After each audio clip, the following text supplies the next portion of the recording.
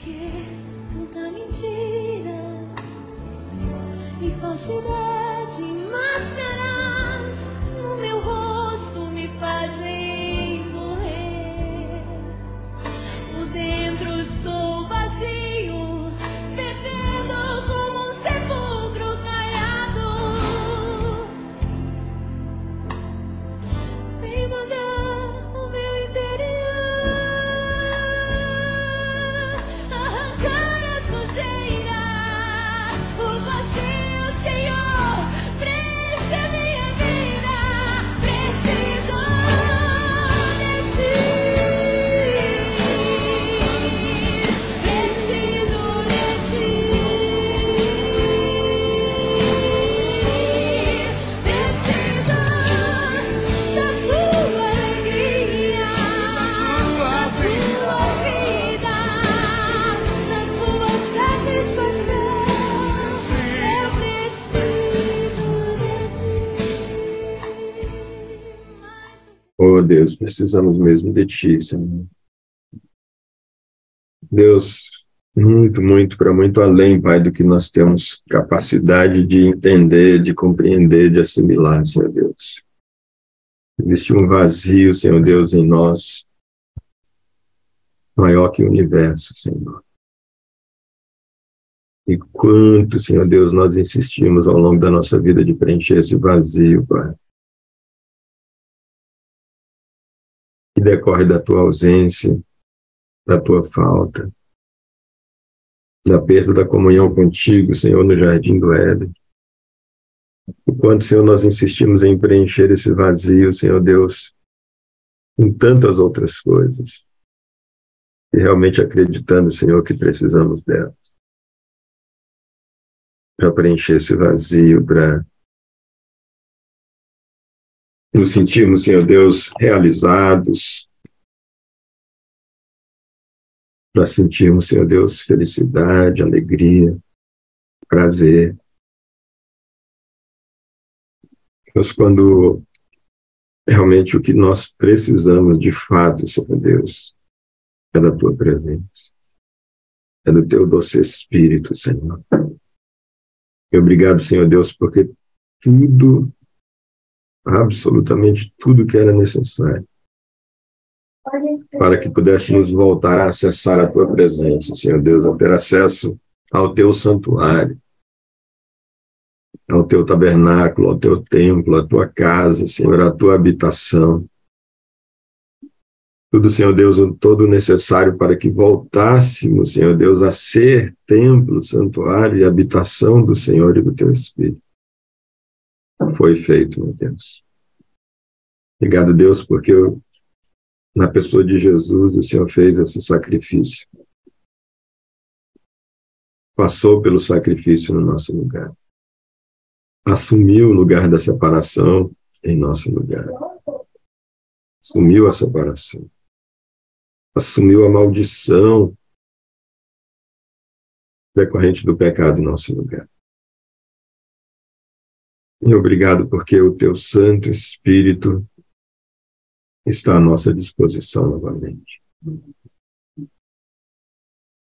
Obrigado, Senhor, porque o Teu reino, o reino da paz, o reino da luz, o reino do amor, o reino da justiça, está à nossa disposição, está ao nosso alcance, está próximo de nós.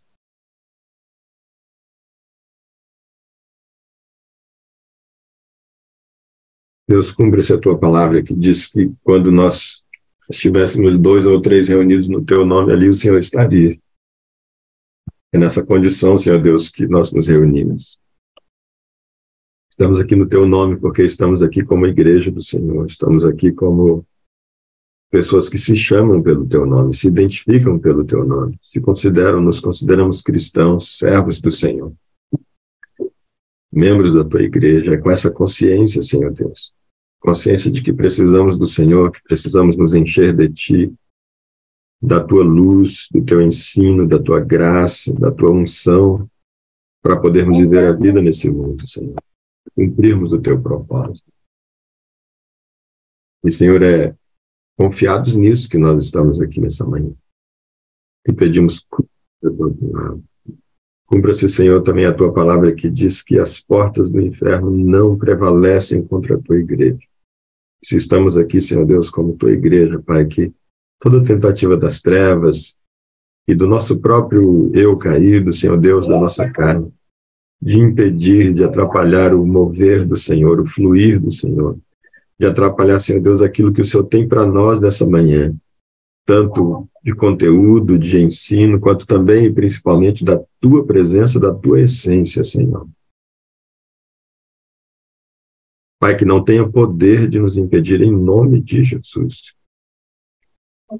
Mas que nós e aqueles que nos dizem respeito e aquilo que nos diz respeito esteja protegido no Senhor, Pai. Enquanto nós estamos aqui, nos livre de toda distração. Supere, Senhor Deus, a nossa incapacidade intelectual, a nossa incapacidade espiritual, emocional, e que nós possamos, Senhor Deus, alcançar de Ti mais até do que aquilo que em princípio estaríamos prontos. Porque nós precisamos, Senhor. Em nome do Senhor Jesus, nós oramos já te agradecendo, Pai. A certeza de que o Senhor é fiel para completar a boa obra já iniciada nas nossas vidas, Senhor. Louvado seja, engrandecido seja o teu nome, Senhor. Tudo vem de Ti, tudo é por teu intermédio e tudo é para a honra e glória do teu santo nome. Aleluia. Louvado seja o nome do Senhor. Amém. Bom dia. Então, interessante, essa música que acabou coincidentemente caindo aí, nesse momento do início da nossa meditação, Preciso de Ti, tem absolutamente tudo a ver com o trecho que a gente vai meditar hoje. E para a gente fazer essa meditação hoje, para variar, nós vamos voltar, né? Nós vamos... deixa eu dar uma olhada assim, se o computador... A gente ficou de dar continuidade aqui a partir do capítulo 16, versículo 5 de João. Lembrando, Jesus está naqueles seus últimos momentos, né? Já ali bem na portinha daquele momento em que ele seria entregue para ser sacrificado. Ele, na verdade, mais do que seria entregue, né? Ele se entregaria, como ele mesmo disse. Ele diz: a minha vida, eu voluntariamente a dou, ninguém a toma de mim. Ele estava se entregando, ele deixou isso muito claro quando estava sendo julgado. E o seu julgador disse: você não sabe que eu tenho o poder de te livrar, ou de te prender, de te condenar? E ele disse: olha, ninguém teria poder sobre mim, a não ser que aquele que é maior do que mim, do que eu tivesse dado. Eu é quem voluntariamente estou entregando a minha vida. É linda demais quando ele... É o único momento em que Jesus quebra o silêncio dele, não está respondendo, o julgador fazendo as perguntas: e aí isso? Como se fosse para ele saber se eu te condeno ou se eu te absolvo, e ele em silêncio, como a Bíblia, como Isaías já tinha dito, que ele, como uma ovelha mansa em direção ao matadouro, comparando Jesus com isso. Ele fazia: não é verdade, não, eu não blasfemei, não, eu não fiz isso, não, peraí, me entenderam errado. Jesus não fez uso do seu direito de defesa. A única hora que ele levanta a voz e que ele abre a boca é quando a autoridade que o julgava diz: por que você está calado? Você não sabe que eu tenho o poder de te livrar ou de te condenar? Aí ele: peraí, deixa eu só dizer uma coisa aqui. Você não tem esse poder. Ninguém tem o poder de tirar a minha vida. A minha vida eu voluntariamente a dou. Jesus disse: eu vou ser sacrificado, é verdade. Mas não é porque você tem poder sobre mim, é porque eu decidi me esvaziar da minha glória, da minha condição de Deus, de igual a Deus. Me esvaziei para virar ser humano, me humilhei recebendo o pecado de toda a humanidade, a podridão de toda a humanidade, para chegar aqui e me entregar por ela. Eu voluntariamente estou fazendo isso. É o que Jesus diz. Ah, nem lembro por que eu estou falando isso. Tá. Então, porque ele está, então, nesses momentos finais, que vai anteceder esse momento da entrega dele, e esses capítulos, então, últimos aqui, são tão ricos aqui, nesses últimos capítulos, particularmente aqui do Evangelho segundo João. E aí o versículo 5, então, ele vai dizer, agora, porém, eu vou para junto daquele que me enviou. E nenhum de vós pergunta para onde vais? Sei que, ao dizer-vos sobre o que ocorrerá, o vosso coração foi tomado de tristeza. Ah, os discípulos, assim como toda a humanidade, eles estavam justamente vivendo um momento, a humanidade toda vivia e vive um momento de quê? De ausência de Deus. Nós estamos vivendo já esse momento posterior ao pecado no Éden, e a humanidade caiu nessa separação de Deus, que não é absoluta por causa, como nós temos muito falado e falamos muito no livro, daquele efeito propiciatório do sacrifício de Jesus. Então, por causa desse efeito, a gente continua ainda tendo a possibilidade do acesso a Deus, o acesso ao Espírito Santo, que vai nos conscientizando do pecado, da justiça, do juízo, que é um dos versículos que logo adiante vai constar. Mas nós estamos afastados de Deus, a humanidade está afastada de Deus, e aí a humanidade tem esse vazio, que eu chamo dessa saudade, né? De um vazio eloquente, como eu chamo no livro, porque é um vazio que fala, é um vazio eloquente, porque ele diz que tem que alguma coisa que está para além de tudo que existe nesse mundo de material, que só isso pode nos preencher. Então, é um vazio eloquente porque ele nos fala, ele nos induz a uma busca do transcendente. E, de repente, então, o apóstolo João vem apresentar Jesus lá no capítulo 1, ele diz que o verbo, aquele que estava com Deus no princípio, criando tudo, e que era Deus, se fez carne, ou seja, ele está dizendo, Deus se fez carne e habitou entre nós. E vimos a sua glória, glória do unigênito do Pai, é o que João diz. E aí, de repente, chega agora, depois então de 3 anos e meio, ali andando com Jesus e os discípulos, 24 horas por dia, mergulhados em Jesus, dormindo com ele, comendo com ele. De repente chega esse momento em que Jesus está com essa conversa. Está na hora de eu ir, está na hora de eu ir. Eu vou embora, eu estou indo, está chegando o momento. E aí Jesus percebe o coração deles e diz, eu sei que quando eu falo isso com vocês, o coração de vocês é tomado de alegria. Jesus percebe de tristeza. Jesus percebe a tristeza do coração deles.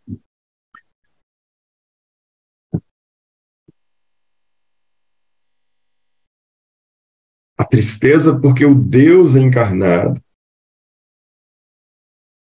que se manifestava através da presença encarnada em alguém, ia voltar para o Pai. Veja, é interessante isso. Porque o que eles já estavam justamente ficando tristes é porque aquele que não estava dentro deles, mas estava com eles, que é o Emanuel, Deus conosco, ia embora. Deus conosco não ia mais estar conosco, é o que isso significava. Quando o Emanuel, Deus conosco, diz, gente, eu estou para partir, eu vou embora, eu vou voltar para o meu Pai. Quando Deus conosco, o Emanuel, significa Deus conosco, quando ele diz isso, ele está dizendo, Deus não estará mais convosco. Pelo menos não dessa forma que eu cheguei aqui, eu encarnado, para me relacionar com vocês. Eu não vou mais me relacionar com vocês aqui. Mas, ao mesmo tempo que isso parece uma notícia ruim, que gera tristeza nele, Jesus diz, mas espera, não é motivo para vocês ficarem tristes. Pelo contrário, o versículo 7 vai dizer, ele, todavia, ou seja, um contraste com essa tristeza que vocês estão sentindo pelo fato de que o Deus conosco está saindo e está indo embora. Ele diz, todavia, eu vos asseguro que é para o vosso bem que eu parta. Se a gente para aqui, vai dizer, gente, não faz sentido. O Deus conosco, o Deus Emanuel, está vivendo aqui com a gente. Ele diz que vai embora e vem dizer que é por bem da gente. Ah, vai. Não cola, Jesus, não cola. Conta outra. Só que ele continua. Se eu não for, por que é para o vosso bem? Deixa eu explicar para vocês, porque parece não fazer sentido. Se eu não for, ou seja, se eu não sair dessa terra, não desencarnar e não voltar para o Pai, não sair dessa carne que me prende a esse mundo, o advogado, ou muitas outras expressões, vou usar a expressão o consolador, que eu gosto mais da expressão consolador, embora eu, como advogado, eu sempre gostei muito dessa expressão advogado, mas é que a palavra advogado ela é usada justamente para essa ideia de alguém que está com você para poder te ajudar, te auxiliar, alguém te advoga a sua causa, te auxilia na sua causa, e isso está para além de questões jurídicas, né? É alguém que te consola, esse advogado, a ideia no original é essa, alguém que está do seu lado para te consolar, para te confortar. O advogado hoje, como a gente pensa no advogado, a gente só pensa naquele que vai fazer uma defesa jurídica de uma causa, né? Mas esse advogado aqui, o sentido da época, é alguém que está ao lado para advogar as suas causas, que não são necessariamente apenas jurídicas. Então, eu tenho uma causa emocional, eu tenho uma causa espiritual, eu tenho uma causa de um relacional, e ele está ali para advogar, para me ajudar nela. Ele me consola, ele me conforta quando eu preciso de conforto, ele me exorta quando eu estou precisando de conforto, ele puxa a minha orelha quando eu estou precisando de um puxão de orelha. É esse que a outros textos vai chamar como o conselheiro, né? Vai traduzir como conselheiro. Então, ele diz, se eu não for, o advogado ou o conselheiro não poderá vir para vós. Mas se eu for, eu o enviarei.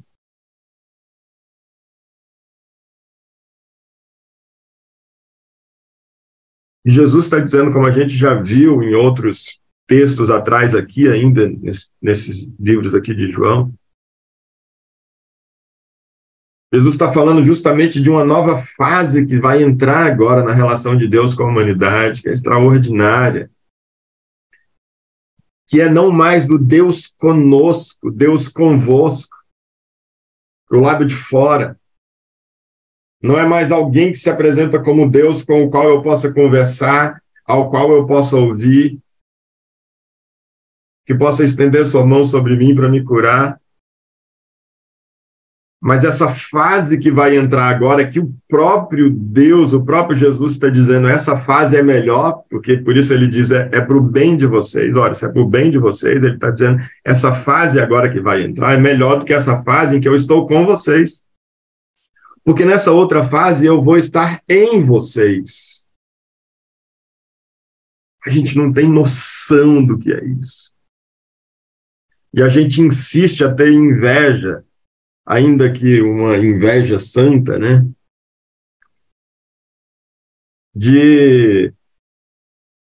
Dos apóstolos, de poderem ter estado 3 anos com Jesus, convivendo com Jesus, das pessoas da época de Jesus ali em Israel e na redondeza, que podiam conviver com Jesus. Olhar e ver, nossa, ele ali, a gente assiste esses filmes, né? Por exemplo, esse seriado agora é muito bom, The Chosen, né? E você olha assim, você diz, caramba, nossa, deve ter sido muito legal presenciar essa cena, cara, ver esse olhar de Jesus nessa hora, essa resposta dele, eu ia me arrepiar todinho e tal. Mas o que Jesus está falando é, gente, tem algo muito melhor do que isso.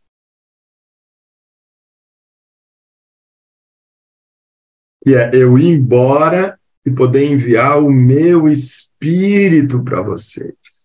Ele diz, se eu não for, eu não posso mandar, porque enquanto eu estou aqui, eu preciso desse Espírito. Vocês podem ver que Jesus já tinha soprado sobre eles o Espírito Santo. Há um momento onde Jesus está com os discípulos e diz lá, e aí falou alguma coisa com ele, falou, e soprou sobre eles o Espírito Santo. E o texto seguinte não fala. E eles começaram a falar em línguas e profetizar, e não falou nada. Porque ele soprou sobre eles o Espírito Santo, mas o Espírito só poderia realmente agir na vida deles um pouco depois, que é como aconteceu lá a partir de Pentecostes. Aquela autoridade, o poder, embora de fato, quando ele soprou ali, eles foram, repreenderam o demônio, tudo ali em nome de Jesus, e fez, aconteceu. Mas não se compara com o que eles experimentaram a partir do momento em que Jesus foi embora. A compreensão, eles não entendiam. Gente, a gente hoje, lendo aqui, porque a gente conhece a Bíblia, a gente vê e diz, cara, que pergunta idiota essa de Pedro. Nossa, que pergunta idiota essa daqui de Tomé. Nossa, que incredulidade. Porque a gente já entende, já conhece o todo, a gente tem o Espírito já também para abrir o entendimento. Eles não tinham nada disso. E com todo o conteúdo, Jesus vai até literalmente o último momento dizendo para eles, gente, vocês não entenderam nada. E todos, mesmo Jesus tendo advertido, abandonaram Jesus. Mas depois da descida do Espírito Santo, quando eles receberam o Espírito Santo, tudo mudou.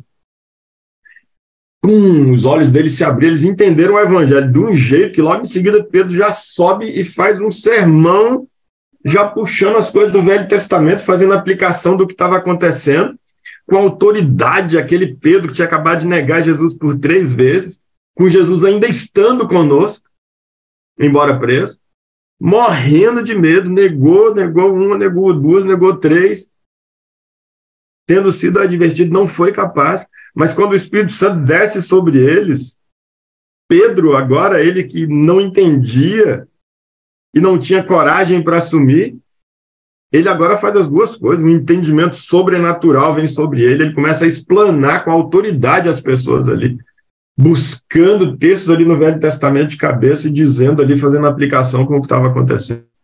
E faz um apelo e advertência ali com relação ao pessoal. E de cara aberta, eles estavam sendo procurados, os seguidores desse Jesus que tinha sido morto, os principais estavam sendo procurados. Porque eles queriam eliminar de vez essa possibilidade desse troço que estava surgindo aí, que seria supostamente uma ameaça para Roma e uma ameaça para a igreja, para Israel, para a igreja judaica. E ele se levanta de peito aberto no meio de todo mundo e começa a falar. E essa intrepidez acompanhou ele, tanto intrepidez quanto unção do Espírito e conhecimento, acompanhou até o fim da vida, para ser, inclusive, morto, como Jesus havia advertido já previamente, por causa do Evangelho. Então, tudo muda. É para o bem, senão vocês vão ficar aqui, vocês nunca vão entender, vocês nunca vão assimilar, nunca vão ter a capacidade, nunca vão ter a unção, porque enquanto eu estiver aqui, ela estará comigo. Mas quando eu for e estiver com o Pai, aí eu posso enviar esse advogado, esse Espírito para vocês. Quando, então, versículo 8, ele vier, convencerá o mundo do seu pecado, da justiça e do juízo. Do pecado, porque a humanidade não crê em mim. Da justiça, porque eu vou para o Pai, e vós não me vereis mais. E do juízo, porque o príncipe deste mundo já está condenado. Não me peçam para comentar esses 3 versículos, porque ao longo da minha vida, Deus, me diz isso aqui, Pai, assim, algo mais profundo a respeito. Isso aqui é de uma profundidade tão grande, eu não consigo alcançar esses 3 versículos aqui. Eu tenho uma compreensão muito superficial dele, só da literalidade do que está dito aqui. Mas para a gente não perder o foco aqui, um dia Deus vai me dar uma clareza da profundidade desses 3 versículos aqui. Versículo 12, e ainda olha que coisa, versículo 12, eu ainda tenho muitas verdades que desejo vos dizer. E por que não diz? Mas seria demais para o vosso entendimento nesse momento. Olha que coisa linda. Nossa própria capacidade de entender muda quando Deus conosco vai embora e passa para a fase do Deus em nós, o Deus em vós e através de vós. Já que está em mim, eu me relaciono com outro, é a fase do Deus em vós e através de vós. Deus fluindo em vós e através de vós até o outro, e ao fluir no outro, é Deus com o outro e fluindo com o outro do outro, e etc. Eu ainda tenho muitas verdades que desejo vos dizer, mas seria demais para o vosso entendimento. Versículo 13. No entanto, oh Deus, quando o Espírito da verdade vier, é esse advogado, é esse consolador, é o Espírito da verdade, é o Espírito de Deus. Jesus diz, eu sou o caminho, a verdade e a vida. O Espírito, então, da verdade é o próprio Espírito de Jesus, que é um com Deus, é o próprio Espírito de Deus. No entanto, quando o Espírito da verdade vier, o que ele está dizendo é quando eu voltar, mas não para viver com vocês, mas para viver em vocês, para habitar vocês, é isso que ele está dizendo. Quando o Espírito da verdade vier, ou quando eu voltar, mas agora para uma nova fase nessa relação, ele vos guiará em toda a verdade. Toda. Versículo 12. Mas o que eu tenho ainda para compartilhar, eu tenho muitas verdades para compartilhar com vocês, mas seria demais para o vosso entendimento. Vocês não conseguiriam entender. Porque a letra mata. E o Deus convosco, Deus conosco, pode compartilhar a letra. Mas vocês precisam do espírito da letra que vivifica. Aí ele diz, então, quando eu for embora, e não tiver mais o Deus conosco, mas vocês tiverem o Deus convosco, o Deus em vocês e através de vocês. Quando o espírito da verdade habitar vocês, essas muitas verdades que eu queria compartilhar, mas vocês não são capazes de entender, e muitas outras, porque toda a verdade, então essas muitas e todas as outras, ele vos guiará em toda a verdade. Porque não falará por si mesmo, mas dirá tudo o que tiver ouvido e vos revelar tudo o que está por vir. Tudo que tiver ouvido de quem? A própria verdade. O Espírito da verdade ouve da verdade e transmite o que ouviu. É límpido, puro, não tem interferência, é o próprio Deus falando em nós. E em seguida através de nós. O Espírito me glorificará, porque receberá do que é meu e vos anunciará. Olha aí, Jesus que disse, eu sou o caminho, a verdade e a vida, ele dizendo aqui que é ele. Olha, o Espírito me glorificará, porque receberá do que é meu. É o meu Espírito, tudo que ele disser, será eu dizendo, mas não como eu digo aqui no Emmanuel, Deus convosco, eu falando e vocês ouvindo nos seus ouvidos, eu vou falar dentro de vocês. Vocês não vão receber a verdade mais de fora para dentro, como sempre foi, mas vai chegar agora uma fase onde vocês vão recebê-la de dentro para fora. Ela vai fluir, a verdade vai fluir de dentro de vocês. É isso que Jesus está dizendo. Tudo quanto o Pai tem, pertence a mim. Por isso é que eu disse que o Espírito receberá do que é meu e o revelará a vós. O Pai e o Filho são um. Essa verdade anunciada é a verdade de Deus, que é a mesma do Filho Jesus. E nós vamos voltar aqui a alguns textos, porque olha como a Bíblia é um todo, isso é lindo demais. A Bíblia foi escrita ao longo no intervalo de alguns milênios, de mais de 2000 anos. Tendo se escrita num intervalo de mais de 2000 anos, ela foi escrita por dezenas de pessoas diferentes, vivendo em épocas diferentes, culturas diferentes, pessoas com grau de instrução absolutamente diferentes, muito, muito, muito diferentes. Papai, E todas escreveram a mesma coisa. Oi, meu anjo. Oi, filho. foi a culpa da mamãe. O que houve, meu anjo? Ela não respirou direito. Já é? Tá tudo bem? Uhum. Tá tudo bem? Ela Sim? não pediu desculpa pra mim. Tá. Mas calma aí, não tem que pedir não, tá? E ela Depois a não. gente conversa. E você não falou com. Foi a culpa da mãe. Tá, a gente conversa já, quando vai terminar a reunião, tá bom? E você fica bravo com ela? Não sei, acho que não. Vamos ver. Mas você é o rei do Jesus. É? Papai terminar a reunião, a gente Papai conversa. do céu. Sim, tá bom? Já, já, tá bom? O pessoal tá aqui esperando o papai, tá? Te amo, viu? Posso falar com ele um pouco? Pode, mas eles estão com a câmera desligada, olha. Jesus. J-E-S-U-S. Jesus. Vai lá, tá bom? Te amo, filho. Então, é lindo como a Bíblia toda escrita dessa forma, por pessoas diferentes ao longo de tanto tempo, sem umas terem lido as outras. Não existia isso. Quem escreveu Ezequiel não leu os outros profetas e tal. Então, a gente vai ver que, só para fazer rapidamente lá, para a gente contextualizar essa fase que Jesus está dizendo, que é para o vosso bem que eu vou, porque aí ia começar essa outra fase.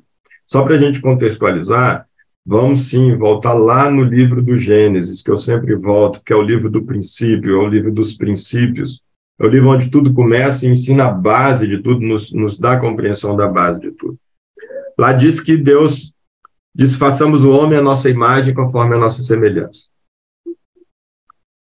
Deus, Pai, Filho e Espírito Santo são um, vivem como um. É Deus, Pai, e Deus, Filho, e Deus, Espírito Santo. O Espírito de Deus flui do Pai para o Filho, do Filho para o Pai, e essa união deles, então, é absoluta por causa disso, a ponto de serem um só, embora sendo três.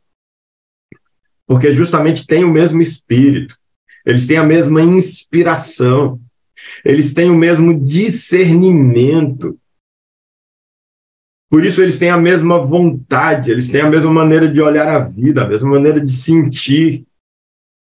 E aí, quando então eles fazem o ser humano e dizem, façamos o homem à nossa imagem e semelhança, era justamente para a humanidade refletir essa maneira de ser, e seria 1, e 2, e 3, e 4, e milhares, e bilhares, bilhões de pessoas, trilhões, talvez, de pessoas, todos vivendo nessa harmonia perfeita e absoluta. Por quê? Porque todos movidos, inspirados pelo mesmo Espírito. Então não haveria sombra de contradição, de divergência, de luta, de nada, absolutamente nada de ruim. Mas ele precisa, então, dar aquela oportunidade de dizer, olha, eu não vou obrigar vocês a receberem a minha inspiração para sempre. Eu vou colocar aqui a árvore do conhecimento do bem e do mal, que vocês, no dia que comerem dela, vocês vão estar dizendo para mim, eu não quero mais o teu discernimento. Eu quero agora eu mesmo assumir o controle da minha vida e eu discernir por mim mesmo o que é bom e o que é ruim, e eu pautar a minha vida de acordo com o meu próprio discernimento. Quando a humanidade faz isso, Jesus disse, no dia que vocês fizerem isso, vocês vão morrer, porque não existe vida fora do meu discernimento, fora do meu sopro, que ele faz o boneco e sopra sobre eles o fôlego de vida. Esse sopro de Jesus, então, esse sopro de Deus, aliás, é esse espírito do próprio Deus que fluía no ser humano.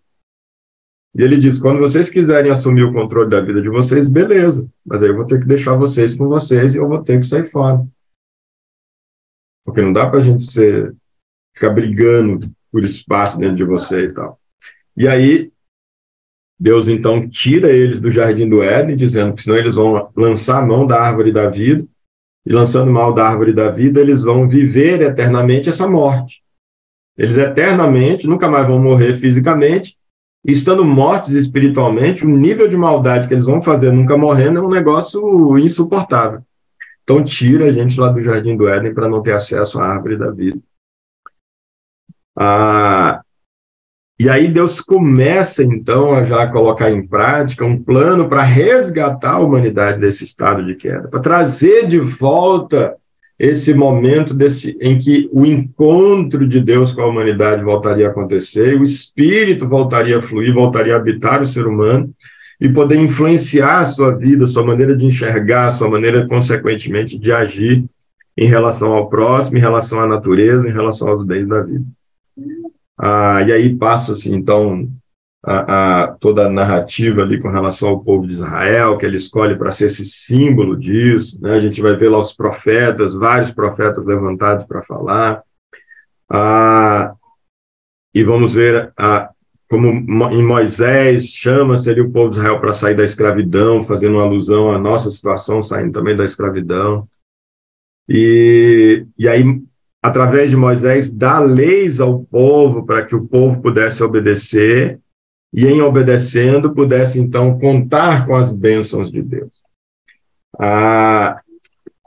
Ou seja, e aqui a gente começa alguns textos que eu quero ler com vocês. Vou começar aqui em Ezequiel. Ele deu, então, para a gente, para a humanidade, várias leis, porque essa ideia, o que é a lei? É essa ideia do que era para ser. Deus falava com a gente, antes da queda, Deus inspirava Adão, inspirava Eva sobre o que fazer. Eles discerniam através de Deus o que é bom e o que é ruim. Aí eles perderam essa capacidade porque eles assumiram o controle da própria existência.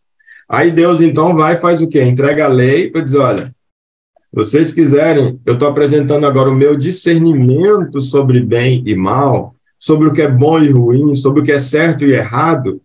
Eu estou dando o meu discernimento para vocês através da lei. Eu não habito mais vocês. Eu não inspiro mais vocês na compreensão do que é bom e ruim. Mas eu vou entregar leis escritas para vocês, para dizer o que pode e o que não pode. Para assim vocês poderem, então, se submeter à minha vontade, e em submetendo à minha vontade, vocês vão ser abençoados. Porque a minha vontade é sempre boa. Vocês vão se dar bem quando vocês se submeterem à minha vontade. Só que, então, passados aí centenas e centenas e centenas de anos, o povo de Israel não foi capaz, simplesmente não foi capaz de obedecer aos preceitos. Sempre desobediência, sempre quebrando essa lei que vinha de fora para dentro, era uma imposição. Aqui, não matarás, não roubarás, não adulterarás, não isso, não aquilo, faz isso, faz isso, faz isso. Era um choque com a vontade da gente o tempo todo. Meu discernimento é, quero matar. Mas a lei que não habitava em mim, não habita em mim, ela vem e diz assim, não mata. Ai, mas eu quero matar, mas não mata, mas eu quero me bater. Esse conflito que sempre existia, então. E aí, ninguém conseguiu, nenhuma só pessoa conseguiu.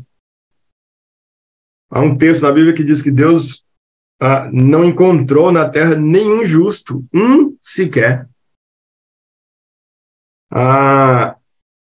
E aí, o que está para acontecer, que Jesus disse, foi anunciado por pelo menos 3 dos profetas, Isaías, Jeremias e Ezequiel.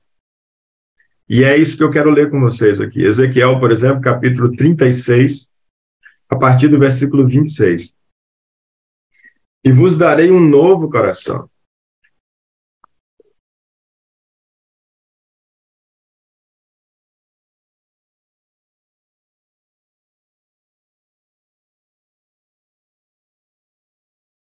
Só antes aqui, só para ver que o contexto é esse, tá? O 17 diz aqui, ó homem mortal, filho do homem, quando os israelitas habitavam em sua própria terra, eles a contaminaram por meio da sua má atitude, do seu comportamento desleal. Essa é a ideia que vem o texto aqui falando dessa quebra, né?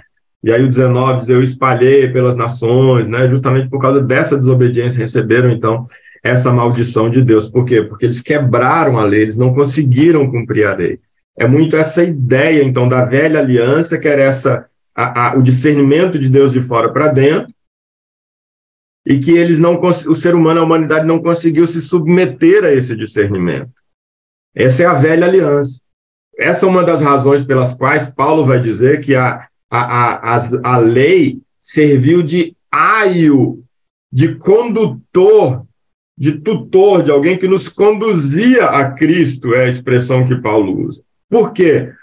Uma, porque realmente a lei e os profetas conduzem para que Jesus nascesse e a coisa lhe acontecesse, mas também, e principalmente, uma das razões principais, exatamente porque a lei deixa claro a nossa absoluta incapacidade de nos sujeitarmos à vontade de Deus de fora para dentro. A nossa natureza caída não permite nenhum ser humano, absolutamente, nem Davi, homem segundo o coração de Deus, foi capaz, nenhum ser humano caído é capaz de obedecer os mandamentos de Deus a partir do discernimento de Deus. Porque o nosso discernimento fala muito mais alto dentro da gente. Então, é por causa disso que ele vem falando dessa velha aliança que foi quebrada com o povo de Israel, e aí, então, sempre falando dessa nova aliança. E vos darei um novo coração, e derramarei um espírito novo dentro de cada um de vós. Esse espírito da verdade é que Jesus está falando ali, olha. Derramarei o espírito novo dentro de cada um de nós, ou seja, não é mais o Deus convosco, vai ser o Deus em vós. Arrancarei de vós o coração de pedra, que é esse coração do discernimento, do autodiscernimento do bem e do mal, e que por causa disso agora é tudo na base do meu interesse, eu não tenho sensibilidade em relação ao próximo. O meu olhar não é um olhar de sensibilidade em relação ao corpo, em relação ao todo, à consciência do outro, de que o outro é uma extensão minha, de que eu sou a extensão do outro, de que somos um só corpo, que a humanidade é um corpo só. É disso que ele está falando, arrancar esse coração de pedra, esse coração que é incapaz de ter esse olhar para o outro, como Adão, quando viu Eva, diz, esta sim é carne da minha carne, osso dos meus ossos. Esse olhar de senso comum, de senso de corpo, que está lá na origem e foi perdido, é esse que vai ser trazido. Arrancarei de vós o coração de pedra e vos abençoarei com o coração de carne. Esse coração que, de novo, faz a gente olhar um para o outro e dizer, isso aqui é osso do meu osso e carne da minha carne. Isso aqui é extensão minha, isso é meu irmão, isso é minha irmã, não interessa diferença de classe, diferença disso, daquilo outro. Não interessa se está fazendo certo, se está fazendo errado, se é... Não interessa, é carne da minha carne, é osso dos meus ossos. Eu vou me compadecer, eu vou estender a minha mão, eu vou ter um olhar amistoso, um olhar de sensibilidade, vou estender a mão de apoio, de sensibilidade. Por quê? Porque eu terei e recebo um coração de carne no lugar do coração de pedra. Eis que depositarei o meu espírito, esse espírito da verdade que Jesus falou, o Consolador, o advogado. Depositarei o meu espírito no interior de cada pessoa. Não é mais o Deus convosco, é Deus em vós, é Deus em cada um de vocês. A gente não tem ideia da preciosidade disso. E vos capacitarei a agir de acordo com as minhas leis e princípios, e assim obedecereis fielmente aos meus mandamentos. Vocês nunca conseguiram porque a lei vinha de fora para dentro, ela chocava com o coração duro de vocês, com a vontade de vocês, egoística de vocês. Mas agora eu vou plantá-la dentro de vocês, a minha vontade vai estar plantada dentro de vocês. E eu vou dar, então, a capacidade, olha o espírito da letra aqui. Quando a lei é plantada dentro da gente, a gente recebe uma bênção dupla, que é a do discernimento, a compreensão dela num outro nível, que já vem acompanhada da capacitação para executá-la, para obedecer à sua vontade. Ainda enquanto estamos nessa terra, nós vamos enfrentar ainda a luta dentro da gente. Mas agora não é uma luta mais aqui, eu contra algo de fora. Essa luta ninguém venceu, era absolutamente impossível do bem em vencer, porque o bem estava fora da gente. E a gente caído, a gente ia sempre vencer. Porque aqui é eu que mando nessa parada aqui, eu que decido. E a vontade de Deus não tem espaço aqui em mim, porque o meu ego fala mais alto. O discernimento do meu ego vai falar mais alto, e a capacitação do meu ego para rejeitar a vontade de Deus é muito maior, e eu vou sempre, o meu ego vai sempre vencer. Mas agora não, agora vai continuar existindo essa luta? Vai. Enquanto tivermos vida, vai. Mas agora a luta se trava aqui dentro.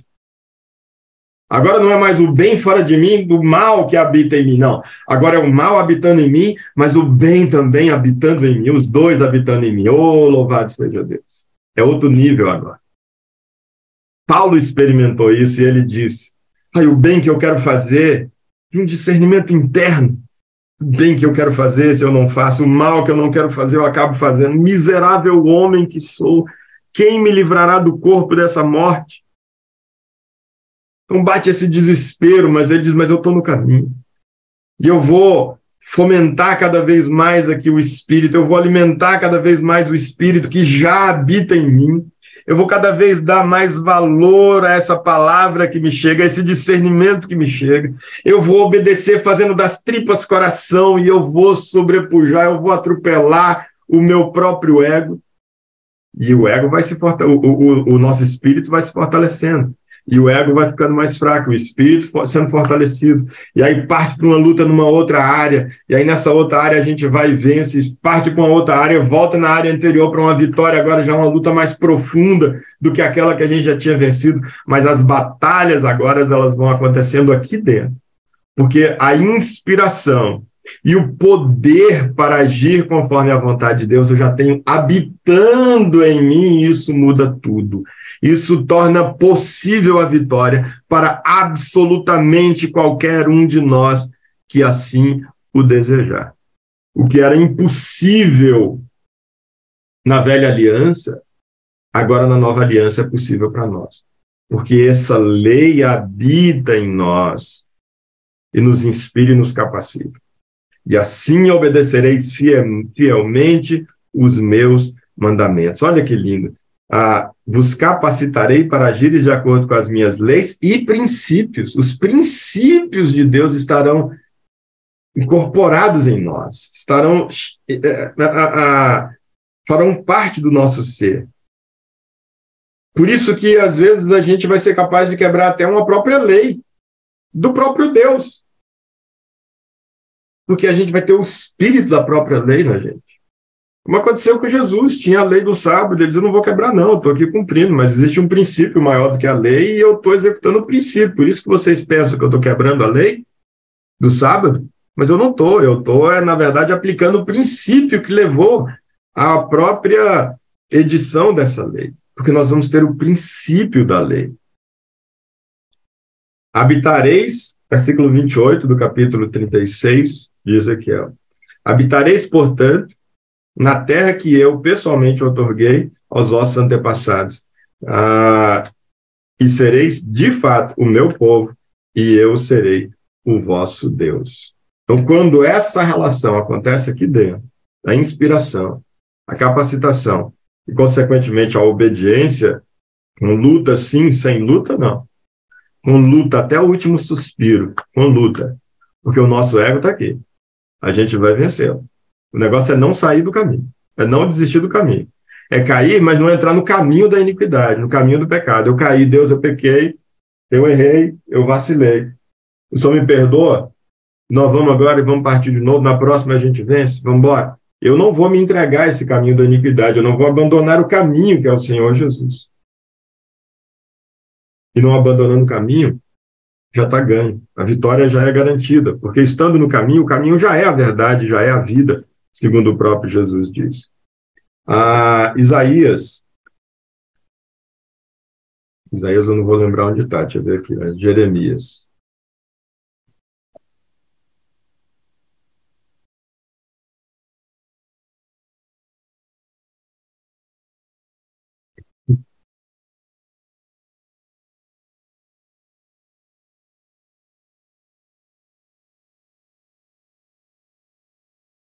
Jeremias também, acho que não vou lembrar. Peraí, eu tenho anotado aqui em Hebreus. Peraí.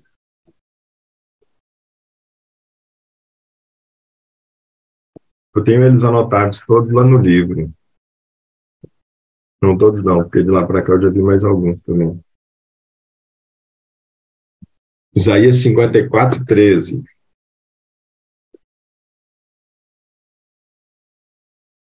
Isaías 54,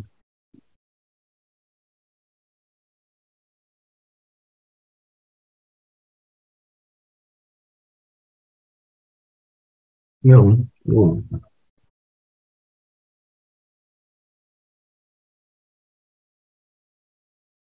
Jeremias 31. Leia 54:13 aqui. Não está aparecendo, não, mas todos os teus filhos serão disciplinados de discípulos de Yahvé. Grande será a paz dos teus filhos. É essa a ideia. Acho que Isaías é que ele não dá esse detalhamento, então.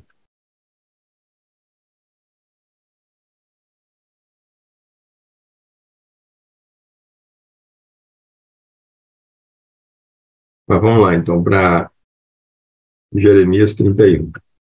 É mais detalhado mesmo, Jeremias.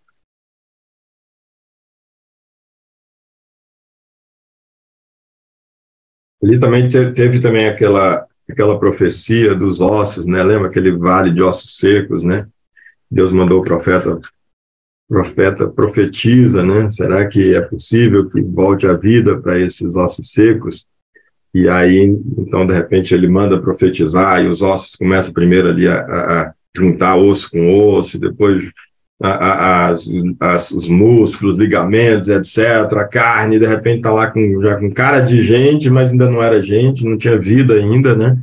E aí, de repente, Deus dizia aí, será que é possível, filho do homem, que a vida volte para ele? Ele disse, oh, tu sabes, ele, então profetiza a vida. E ele profetizou a vida e veio um vento, então, ali, e soprou sobre aqueles corpos ali, sobre aquelas pessoas sobre as quais não tinha vida, e a vida realmente voltou. Essa é a ideia. Aquela profecia está falando desse momento que Jesus está falando, Deus em nós. Então, Jeremias capítulo 31, eu vou ler a partir do versículo 31. Jeremias 31:31. Dias virão, afirma o Senhor, aleluias. Esses dias virão começou naquele momento em que Jesus disse ali. No tempo e no espaço, é daquilo que Jesus está falando. Se eu for, o Deus Emanuel for, vai poder mandar para vocês o Espírito da verdade e vai ser o Deus em vocês e não mais apenas com vocês. Dias virão, afirma o Senhor, quando estabelecerei uma nova aliança. Aqui ele está falando enquanto ainda está em vigor a velha aliança, que é essa aliança da lei de fora para dentro, da lei imposta. Uma nova aliança com a causa de Israel e a casa de Judá. Não será como a aliança que firmei com os seus antepassados, quando tomei pela mão para tirá-los do Egito, pois eles não honraram o meu pacto, olha aí, não obedeceram. Mesmo sendo eu o marido divino deles, assevera Yahvé. Eis, no entanto, a aliança que celebrarei com a comunidade de Israel passados aqueles dias. Afirma o Senhor, registrarei o conteúdo da minha Torá, a lei, na mente deles. Olha que lindo. Diretamente, como Ezequiel 36 falou. E a escreverei no mais íntimo dos seus corações. Assim serei de fato o Deus deles, e eles serão o meu Deus. E eles serão o meu povo, aliás. Assim serei o Deus, de fato, o Deus deles, e eles serão o meu povo. Ninguém mais terá necessidade de orientar o seu próximo. Olha que coisa forte. Ninguém mais terá necessidade de orientar o seu próximo, nem seu irmão pregando. Eis que precisas conhecer quem é Yahvé, o Senhor, porquanto sereis conhecido no interior, serei conhecido no interior de cada pessoa, desde o mais jovem até os idosos, dos mais pobres aos mais ricos, garante o Senhor, porque eu mesmo lhes perdoarei a malignidade e não me permitirei recordar mais dos seus erros e pecados. Então, veja que aqui está falando desse restabelecimento dessa aliança que começa ali, quando Jesus diz, daquela aliança do passado lá do Éden, esse restabelecimento da relação, em que nós voltamos a receber a inspiração direto na nossa mente, agora ele diz diretamente no nosso coração, de maneira que não há nem necessidade de ensinar um ao outro o que fazer, ou de dizer, conheça o Senhor, porque todos, de fato, conhecerão do mais novo ao mais velho. É claro que isso começa aqui nessa vida, como Jesus diz, e nós vamos ainda como Paulo testemunhou enfrentando as lutas aqui ainda, conhecemos a vontade, temos a capacitação para agir de acordo com essa vontade, mas ainda temos o nosso eu habitando em nós, o nosso homem caído habitando em nós. Mas lá, quando nós morrermos e formos para a eternidade com Deus e com Cristo, lá não mais, lá não vai haver luta, lá toda a possibilidade de pecar será absolutamente erradicada, lá não vai ter pecado, lá vai ser absolutamente apenas a justiça, apenas luz, apenas vida e apenas verdade. Aqui ainda em João, no capítulo 6, Jesus já tinha dito isso também. No versículo 45, ele tinha já feito menção a essa situação. Ele disse: está escrito nos profetas, e serão todos ensinados por Deus. E serão todos ensinados por Deus. Então, fazendo justamente referência ao que os profetas já tinham justamente dito aqui, Jesus já tinha levantado essa bola, como João vai dizer. Aqui também a gente está no capítulo 15, mas um pouco antes. A gente até leu ele ontem, 16, né? A gente leu ontem aqui no capítulo 15, Jesus já tinha também levantado essa bola, quer dizer? O versículo 26, 15 e 26, ele diz: quando, porém, vier o advogado que eu enviarei para vós da parte do Pai, o Espírito da verdade que provém do Pai, ele testemunhará a meu respeito. E o 14 também, versículo 26, João 14, 26, Jesus também já tinha dito: mas o conselheiro, o Espírito Santo, a quem o Pai enviará em meu nome, esse vos ensinará todas as verdades e vos fará lembrar tudo o que eu vos disse. E aí, para terminar aqui, o livro, então, a carta aos Hebreus, onde justamente o escritor aqui, ele vai trazendo esses textos, justamente tendo em mente essas promessas através dos profetas.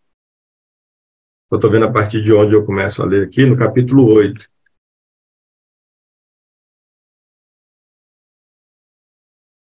Eu vou ler a partir do 5 aqui.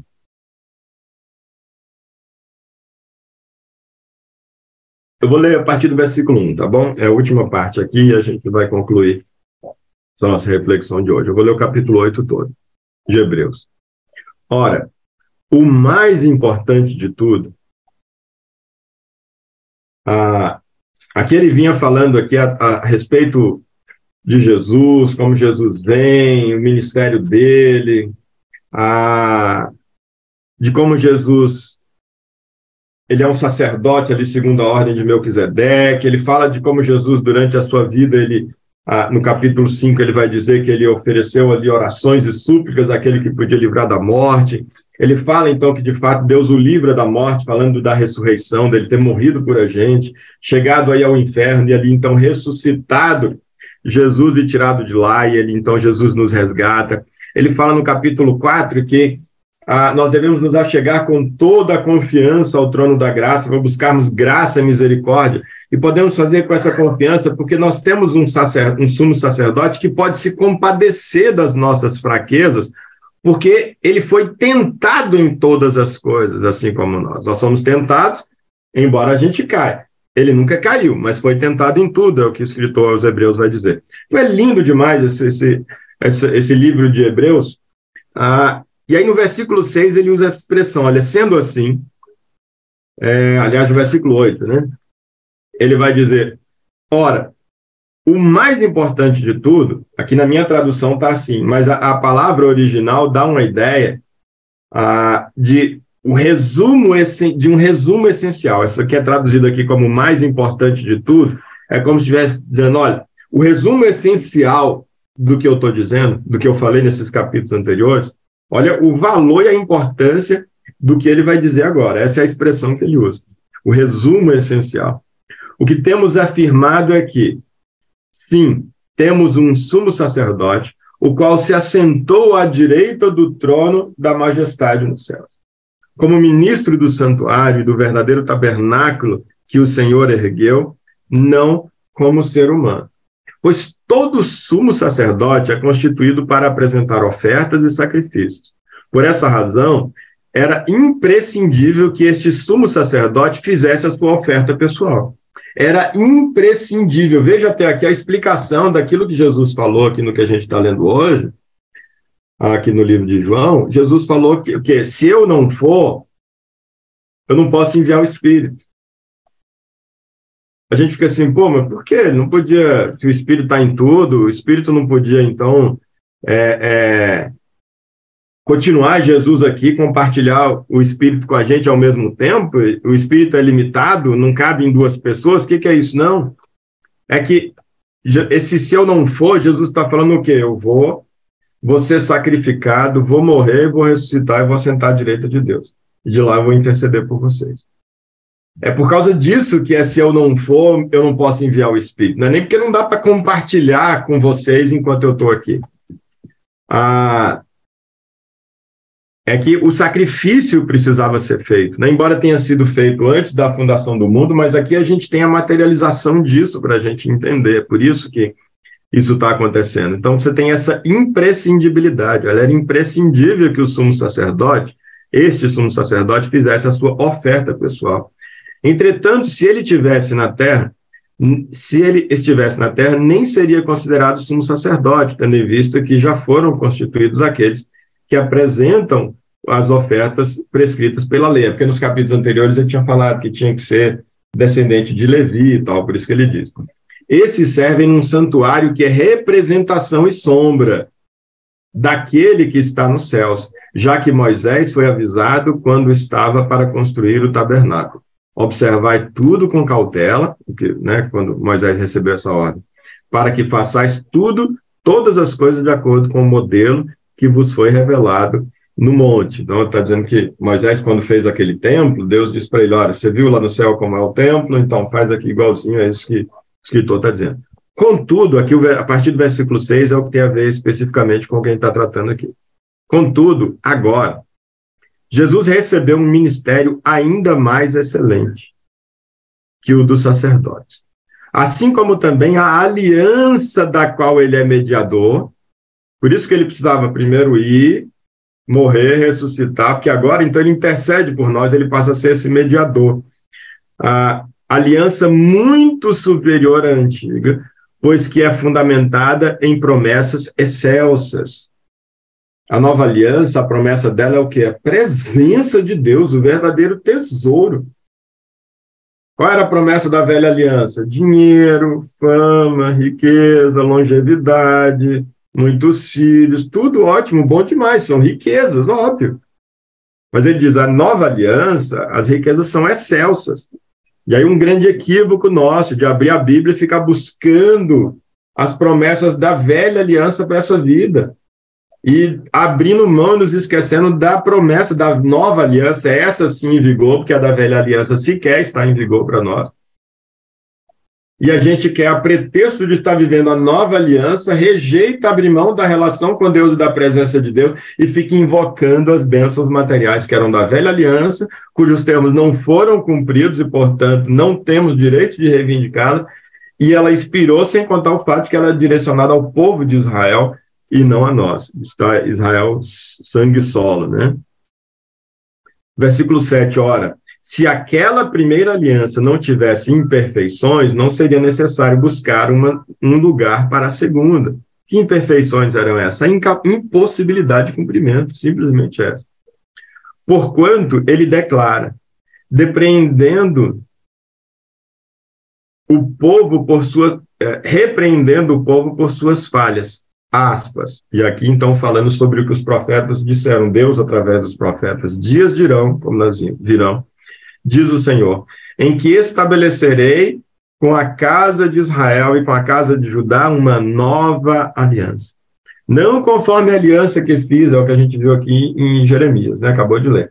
Não conforme a aliança que fiz com seus antepassados, no dia em que os tomei pela mão para conduzir até fora da terra do Egito, pois eles não continuaram na minha aliança, e eu me afastei deles, assevera o Senhor. Ali acabou.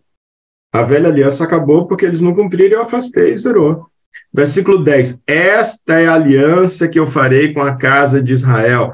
Passados aqueles dias, garante o Senhor. Gravarei minhas leis na mente e as escreverei no coração. Eu lhes serei Deus e eles serão o meu povo. Ninguém jamais precisará ensinar o seu próximo, nem ao seu irmão, dizendo, conhece o Senhor, porque todos me conhecerão desde o menor deles até o maior. Pois eu lhes perdoarei a malignidade e não me permitirei lembrar mais dos seus pecados. Ao proclamar nova esta aliança, ele transforma a antiga em antiquada, em passada, em superada. E o que se torna superado e envelhecido está próximo do aniquilamento. Olha, próximo do aniquilamento, porque, como eu venho falando, a gente deve, enquanto não tem o espírito da lei habitando em nós, que nos inspira, na verdade, por exemplo, do não matar, não é por isso que, enquanto eu não tenho isso, eu não vou matar. Eu tenho a lei do lado de fora. Ela continua, é um preceito que eu tenho que procurar observar, mesmo enquanto isso ainda não está fluindo naturalmente de mim. Por isso, na medida em que a lei já está me habitando, nessa mesma medida, a lei antiga não tem mais poder sobre mim, a lei de fora. Mas eu não posso usar de pretexto para descumprir os preceitos da lei. Não posso usar como pretexto disso o fato de ela ter sido revogada, porque ela é revogada, para mim, a lei não tem mais poder sobre mim, na medida em que o propósito dela se cumpriu, eu me encontrei com Deus, ele habita em mim, portanto, a sua lei já é naturalmente plantada, escrita no meu coração e na minha mente. Então, isso é o que Jesus está aqui falando com os discípulos, quando ele fala, vocês têm que ficar alegres, têm que ficar felizes, quando eu digo que eu vou, porque se eu não vou, eu não posso enviar esse advogado, esse conselheiro, o Espírito da verdade, para ele habitar em vocês, e para ele ensinar vocês, e ele capacitar vocês a andar nas boas obras e a realizar e fazer a minha boa vontade. Que Deus nos abençoe, que o espírito dessa letra possa de fato estar falando em nós, encontrar espaço em nós, e possa ecoar, e possa crescer, e que a gente possa buscar de verdade essa habitação dia a dia, porque isso é o Evangelho. Nisso está o Evangelho. Quem vai habitar realmente a eternidade com Deus é aqueles que, em isso tendo começado, começou então a olhar para o próximo como uma extensão de si, com um coração de carne, não mais com um coração de pedra. Isso gera uma sensibilidade, como fruto do amor, fruto do Espírito em nós, em relação ao próximo, que a gente vai dar de comer para o que tem fome, vai dar de beber para o que tem sede. A gente vai assistir o fragilizado, em geral, nas suas necessidades. A gente vai ter um olhar humano para com o próximo. E como Deus está também no próximo, naquele dia ele vai dizer, eu tive necessidade e você me atendeu, por isso entra. A gente já convivia lá embaixo nas situações de dificuldades, agora a gente vai, é só gozo, agora é só celebração, agora é só vitória, agora é só festa. Jesus vai dizer, bora, entra e fica, porque na verdade você já estava. A gente já vivia, a gente já tinha uma relação. Para aqueles que continuaram com o coração de pedra, ele vai dizer, eu nunca conheci vocês, porque o coração de pedra de vocês impedia que a gente mantivesse uma relação através da relação com os outros seres humanos que eu igualmente criei, assim como você. Você foi incapaz, pelo coração de pedra, de viver com os outros seres humanos como irmãos. Por causa disso, você se viu privado da relação comigo no outro, porque eu estava no outro. Então, que o Espírito Santo possa fazer essa palavra ecoar em nós, que cada dia possa crescer e que nós possamos nos desenvolver nesse caminho. Alguém, antes da gente orar e tomar a ceia, tem algum complemento, algum questionamento a respeito?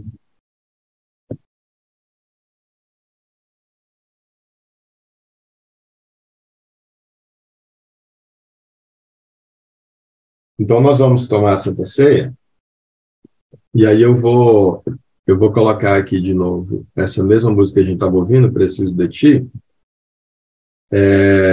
E aí, se você, enquanto a música está passando, se você não tiver ainda os elementos aí, você pode pegar o pão, o cálice. Só lembrando que essa é a ideia de Jesus. Quando Jesus chega com os discípulos, quando ele institui a ceia, ele pegou o pão e ele disse para eles assim: este é o meu corpo,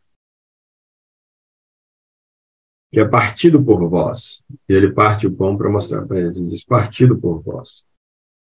Ele diz: eu parti o meu corpo por vocês, compartilhei o meu corpo por vocês. Eu entreguei a minha vida em favor de vocês. Eu compartilhei o que eu tinha de mais precioso, que era o meu próprio corpo, minha própria vida. E depois de então dizer, de comer, de entregar, e o cálice é a mesma coisa, ele diz: façam isso todas as vezes em memória de mim. E eu tenho insistido, ele diz: façam isso o quê? Porque ele falou duas vezes, ele falou duas coisas. Ele está falando do que ele fez, que foi o compartilhar a vida dele, e ele partiu o pão e distribuiu com eles, ele pegou o cálice também, o vinho, e distribuiu com eles. Ele está falando: façam todas as vezes o quê? A primeira ou a segunda? Ele está falando: façam todas as vezes o quê? Compartilhar a vida de vocês também, todas as vezes com os outros? Ou ele está falando para a gente toda vez participar desse cerimonial, desse rito, desse momento da ceia, e a gente fazer esse símbolo todas as vezes? E o que eu sempre tenho dito é: ou as duas coisas, ou a primeira. Necessariamente a primeira, e possivelmente as duas. Mas a essência é o que Jesus está dizendo, certamente. Assim como eu compartilhei a minha vida com vocês, compartilhem também a vida de vocês uns com os outros. Cortem na carne, se necessário, mas compartilhem a vida de vocês uns com os outros, é o que Jesus está dizendo. Se além disso, e até para manter acesa a memória disso, vocês puderem também partir o pão e comer o pão juntos, e beber o cálice juntos, para lembrar dessa essência, ótimo. Mas se não der para fazer o lembrete, o símbolo, necessariamente compartilhem a vida de vocês uns com os outros. Isso é o que Jesus diz e nos chama na Santa Ceia. Então, que enquanto a gente estiver ouvindo essa mensagem, a música do Preciso de Ti, invocando essa presença de Deus, e Ele se compartilha conosco, da sua presença, da sua essência com a gente o faça tomando a ceia, cada um aí com seus elementos, e dizendo: Senhor, assim como o Senhor se entregou por mim e me enche, eu preciso do Senhor, e o Senhor compartilha a sua vida comigo, e a sua presença comigo e em mim, eu me comprometo a também compartilhar a minha vida e a tua vida em mim com as outras pessoas. No nome de Jesus. Eu vou compartilhar aí com vocês a música, então.